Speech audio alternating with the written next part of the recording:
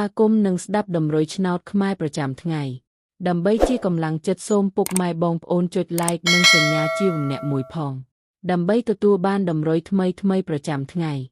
តម្រុយឆ្នោតខ្មែរនៅថ្ងៃនេះគឺថ្ងៃទី13ខែធ្នូឆ្នាំ2025ដើម្បីកុំឲ្យខាតពេលយូរសូមស្ដាប់តម្រុយឆ្នោតពី admin មានលេខ65 133 89 CD សម្រាប់លេខ OZ admin មាន2គ្រាប់គឺ OZ ខ្ទង់40និង10សម្រាប់3លេខគឺ admin មាន2គ្រាប់ផងដែរគឺមានលេខ773គុណ664គុណបើសិនជាពុកម៉ែបងប្អូនស្រឡាញ់និងពេញចិត្តលេខទាំងនេះពុកម៉ែបងប្អូនអាចយកលេខទាំងនេះទៅផ្សងសំណាងបានពុកម៉ែបងប្អូនអាចចូល link ខាងក្រោមដើម្បីមើលលទ្ធផលឆ្នោតក្នុងក្រុម Telegram បានដោយគ្រាន់តែចុច link ក្រោមជាចុងក្រោយសូមជូនពរពុកម៉ែបងប្អូនដែលយកលេខខាង admin